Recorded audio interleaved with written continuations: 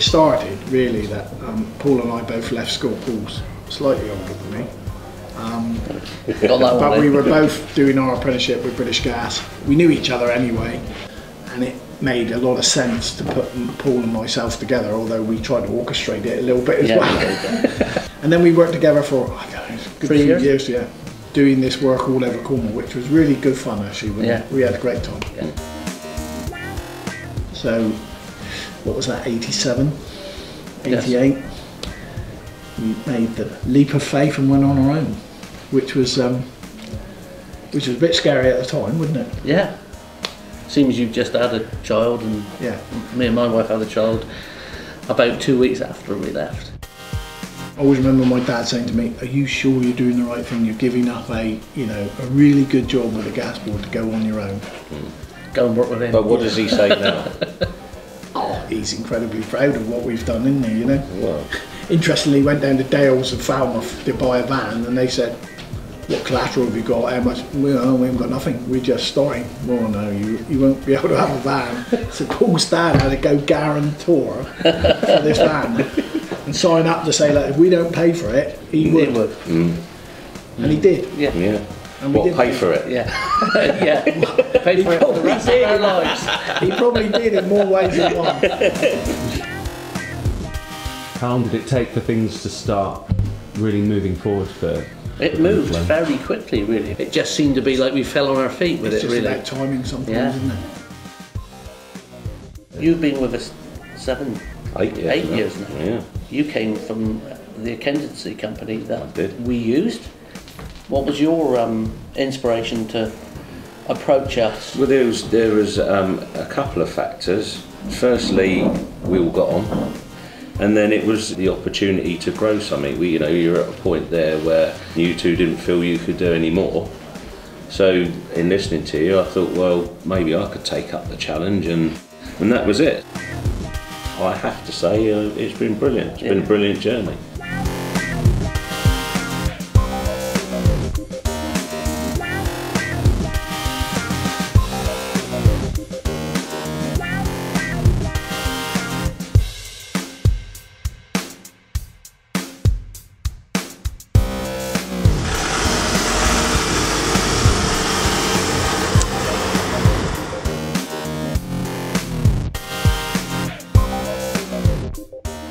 Well, we were obviously working with British Gas at the time to try and enhance ourselves a little personally. We embarked on a self-build group with a bunch of other people. 16 of us actually built this estate of 18 houses.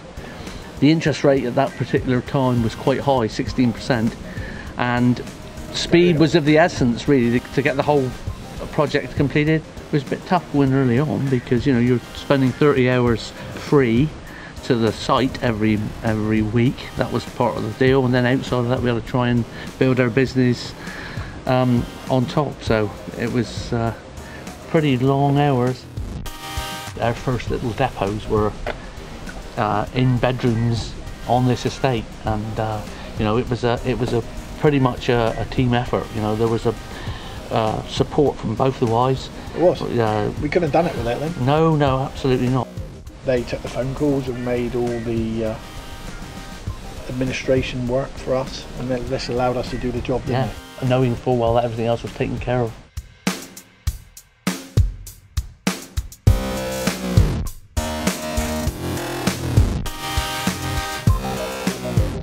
So this was stage 3, wasn't it? Yeah, we had Cross Court to start with, Trigoniggy Industrial Estate, small unit there, and then we came here.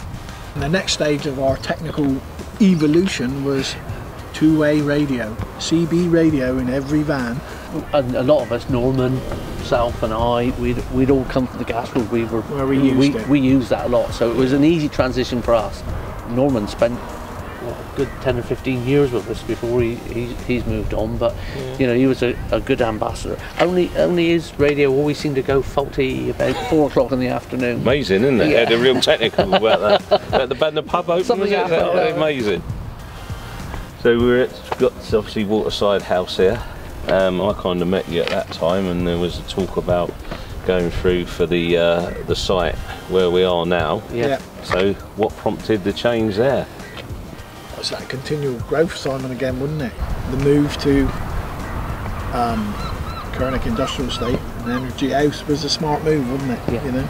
Although I can remember going in there not long after it was finished and thinking, how the hell are we going to fill this up? Yeah. And lo and behold, today we're a bit squeezed as it is, really.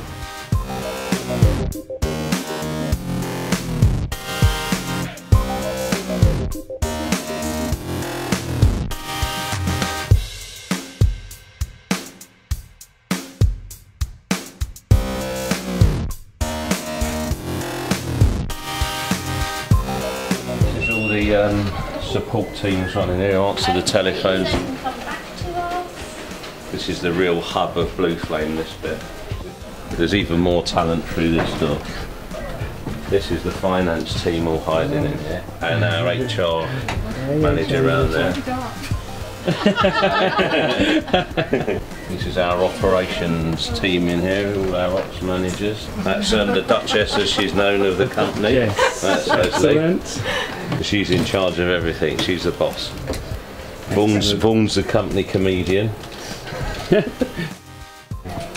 There's Poppy, look. Hello. Take you off to show you where all the technical stuff happens. There's about £500,000 worth of stuff in here. Wow. Which is all the boilers and the electrical systems and everything ticking over. So this is the bit that keeps all the customers warm. All this stuff goes in the vans, all the right? bits goes off into the vans, or we've got backup stock here. This is our lovely foyer where we meet and greet. And see Chrissy in here. She's in charge of looking after all the boys and their needs. We've got one other thing this year. Our charity of the year is Children's Hospice Southwest. So what we're trying to do over the course of our 30th anniversary is to raise £5,000. And where we are already, we're just short of 1,500 with some of the stuff we do. We've got a race night coming on, which I hope loads of people are going to take part in.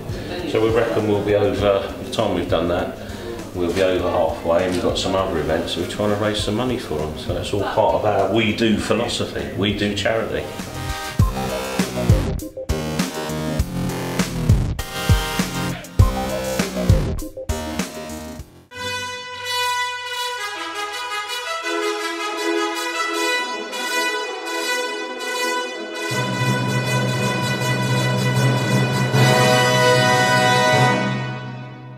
This year we've decided to pick a charity and just really put all our efforts into this charity. This year, Children's Hospice Southwest. Okay, right, so we're going to get started. So first things first is, has everybody placed some bets on race 1?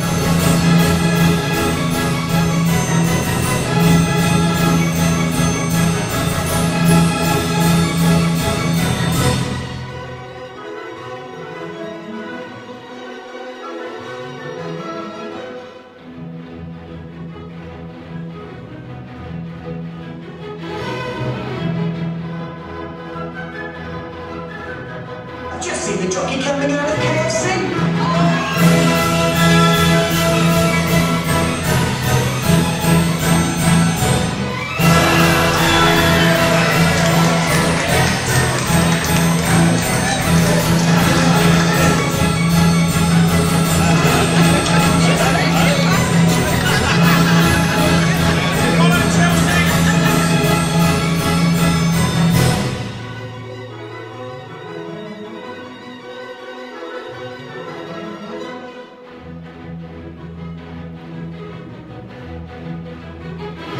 How's it gone tonight? Fantastic. Yeah. We're probably on target to make well over £1,000 tonight, which for the charity is fantastic. So all these brilliant people who have come along and supported it, it's amazing.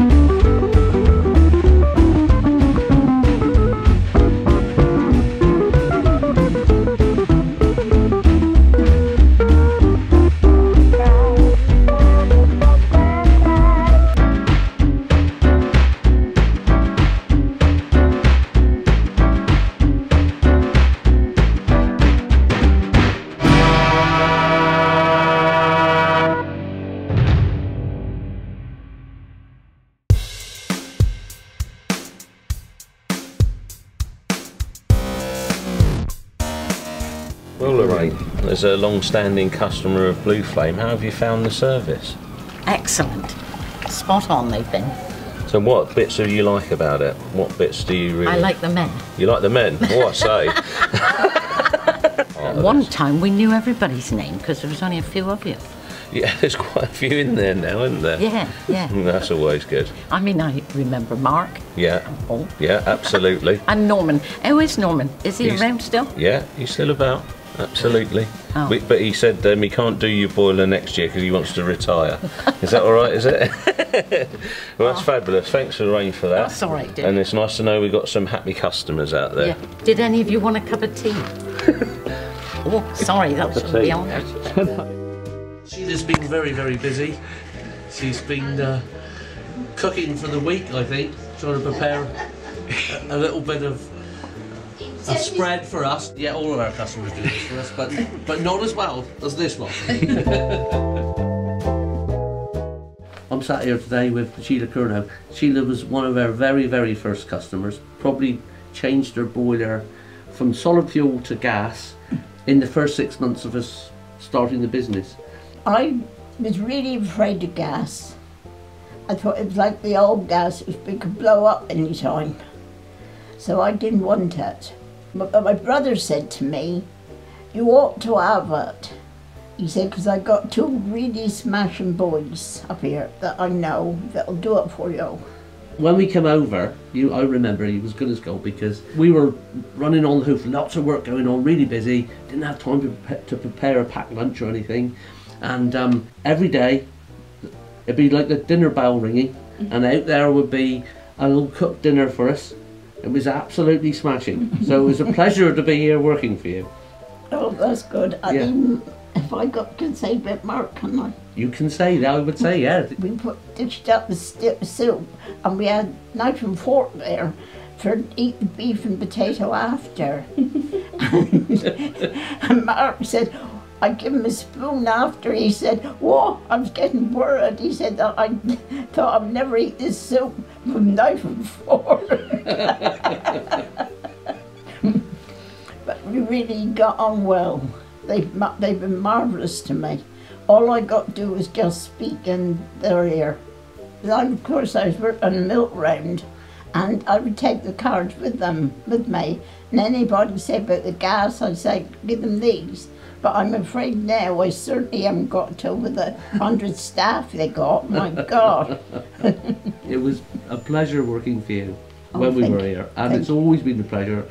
And you have direct links to the bat phone. She phoned me about every 3 months just to say hello. And how's everything going? How's Boy Jack doing? How's it all going? When are you going to come and see me? So Well, he used to come quite regular, but since he's been a director, I don't see him.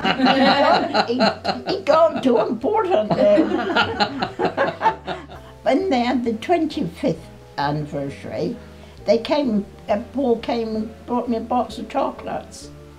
But I don't eat them now, I don't know nothing dairy, so I couldn't eat them. But I got lovely, lovely flowers out there. what Sheila was saying earlier on was, I would have done this with everybody else. But he'd been so kind to me, no way could I say no, and I didn't want to, so not to him. Happy birthday, Blue Flame, and I hope we have another 30 years on it.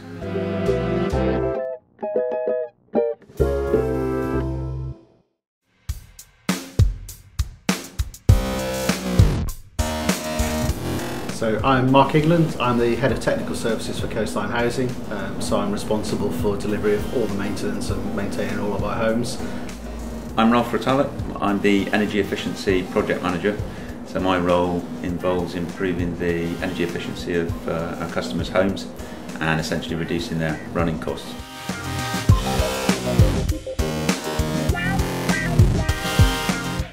Our main role is to provide the most affordable homes that we can possibly provide to our customers and make sure that homes are maintained to a high standard. We've always got to anticipate that energy costs are going to rise, so we're always looking to improve the energy efficiency of the heating systems that they've got and also improving the efficiency of boilers that we've got already installed.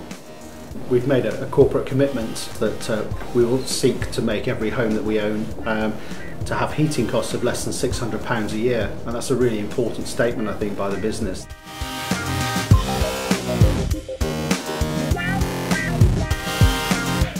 Well, they're not a bad old bunch. You know, we get along very well. There's a good understanding between us.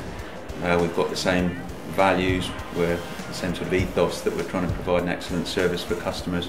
Customers are really at the heart of our business, and I do think that's replicated in Blue Flame. I think that the customer service is really how you're judged. Blue Flame are a familiar face, and that is worth so much when you're trying to complete work in people's homes who are very often elderly or vulnerable.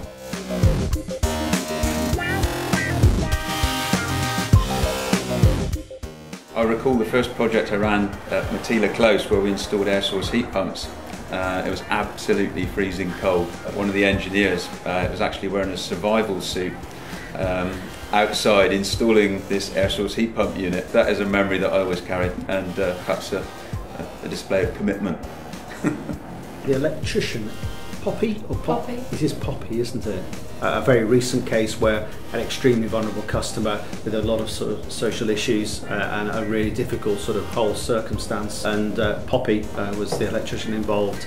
Did a fantastic job, really customer focused, understood the vulnerabilities, understood exactly how to get the job done.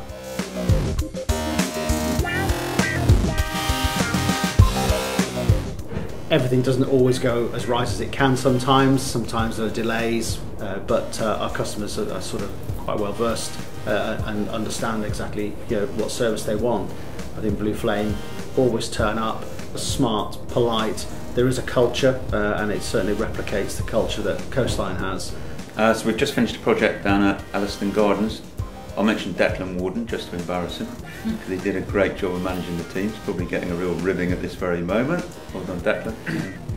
The description that customers used for me from that came as courteous, polite, respectful, lovely young men and women, and that is how they come across. And that's not just the Elliston Gardens project. That's one project after another. That is always the feedback I get, which is great. It makes my life a lot easier.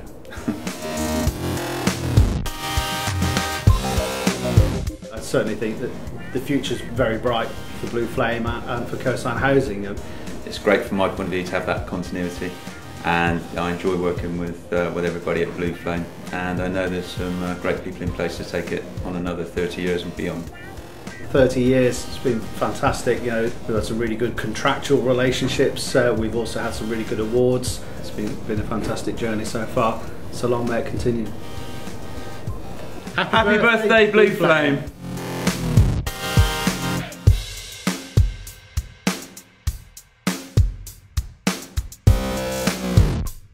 Right guys, well this afternoon we've been talking about you wonderful foursome on our journeys around the place, so I thought we'd give you the opportunity to have a little chat about stuff. So we've got a question for you, Dunk. Okay. Do you remember your mode of transport for your interview? Absolutely, skateboard. Yeah. And how did you feel when you got the job? Pretty good. Yeah, yeah, I was quite excited. Yeah.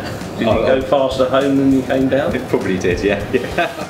Les, you joined the business down at Waterside House. I did. What's your memories of those halcyon days? It was chilly. It was chilly. Windows didn't fit. The washing up bowl was very heavy to carry up to the next floor. Was it? I don't recall you ever having to pick up the washing up bowl because it was always the apprentices like me and... No, I remember many trips to that dishwashing section. Me and Tina used to do it regularly. Mark interviewed me. Did he? Yeah. But I don't know how I got the job, because the following morning, because I worked in Waterside House, the following morning I just got into work and my phone went, and I thought it was one of my kids had forgotten kit or something, and I went, "What do you want?" And it was Val. And she said, "Well, I'd like to offer you the job." And I went, "Oh, that would be lovely." You went to the telephone mode? Yeah. What do you remember down from your Waterside House days? Definitely doing a lot of washing up. Yeah. Mark's dad, Colin, kind of winding him up quite a lot. Yeah. and make him quite angry. You did? Yeah, well, we all did. Out of choice? I think I put drawing pins on his chair once and got I think he threw something at me. Yeah. Magnificent. And somebody inked the phone. Yeah. So that he went around for the day. Yeah, with the black Poor Colin. Who did that? Is anyone going to own up to it? That was you then. We used to get up to a bit of mischief. I remember his glasses being set in jelly once. Yes. That was good. And so when you joined the company, did you think that you'd be here 29 years and a day? No. No, not at all. My dad kind of arranged through Paul with the rugby to go down and say, look, they're taking on people this year. And I was like, look, I'm 19, I'm earning good money, spraying cars, panel beating. I don't want to be an apprentice. And then went for the aptitude test and then went to the interview, and then I was like, actually, I do want to be here. I kind of fell into Blue Flame through work experience. Having lived across the road from Mark's parents, I seen Mark pull up one day and I thought, that might be someone I can ask. I went and did my week's work experience, absolutely loved it. I spent the majority of the week with Mr. Smith and I've never looked back really. I found my career, really enjoy it. One of the things I enjoy most about Blue Flame is the people I work with. Some really good people. You guys sitting up the back there looking pretty. In terms of your ethos, because we've been speaking a lot about how it happened and how it developed, how do you feel about listening to this from people that have been with you for a very long time? It makes you feel real proud, doesn't it? You know that we've been able to instill those values in everybody, and they will continue on like that. You know, in that vein, which is great, isn't it? You know. What we're getting, the message we're getting is the platform of mentoring throughout, from top right down to bottom, is a key strategy for us to improve. So just going around the room, this is the final question I'm going to embarrass each of you with. What piece of advice would you give to people who work for Blue Flame? One nugget of wisdom from you. Personal development within the business is hugely achievable in whatever area you want to work. Yeah. And Les, what would you... Keep interested. Keep interested. Matt, nugget from you? Communicate. Come and speak to us and we'll listen. Well, failure is not a negative thing, it's an opportunity for learning. Absolutely. Mistake isn't negative. Don't ring me on a Friday night between I would say, don't think that effort isn't noticed. I think sometimes we just drive on and think, look, they don't know what I'm doing. And the one thing for me would be, if you think that you're not valued, that's your opinion of yourself, not the opinion of people that work with you. Absolutely. Yeah, absolutely. So, having thrown you in the hot seat, wave to the camera and say hello to all your colleagues and stuff in there.